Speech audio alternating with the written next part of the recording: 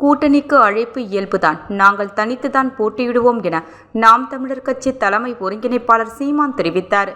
ஒரு கட்சி மற்றொரு கட்சியை கூட்டணிக்கு அழைப்பது இயல்புதான். இது இன்றைக்கு நேற்றல்ல, நீண்ட காலமாக அழைப்பு விடுப்பார்கள். உங்களுக்கு தெரியும், நம் தமிழர் கட்சியின் நிலைப்பாடு ஒரே நிலைப்பாடுதான்.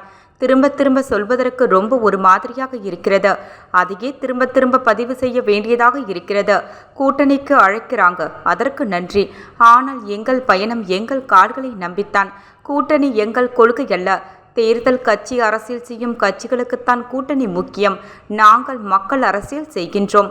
நாங்கள் மக்களோடு சேர்ந்துதான் தேர்தலை சந்திப்போம். 5வது முறையாக தனித்து ஒரு கட்சி போட்டியிடுகிறது என்றால் அது நாம் தமிழர் கட்சியாகத்தான் இருக்கும். 234 தொகுதிகளிலும் போட்டியிடுவேன்.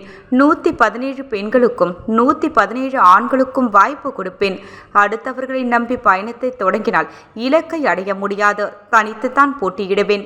வெற்றி தோல்வியை தாண்டி தனித்து போட்டியிடும் கட்சி நாங்கள். திமுகவிற்கும் அதிமுகவிற்கும் ஊழலில் வித்தியாசம் இல்லை. இரண்டுமே ஊழல் கட்சிகள் தான். அதிமுகவில் மட்டும் ஊழல் இல்லாமல் இருக்கிறது. தாவேகா தலைவர் விஜய் யதார்த்தமானவர். விஜய் இப்தார் நோன்பில் பங்கேற்றதில் உள்நோக்கம் கற்பிக்க வேண்டியதில்லை. இவ்வாறு சீமான் கூறினார்.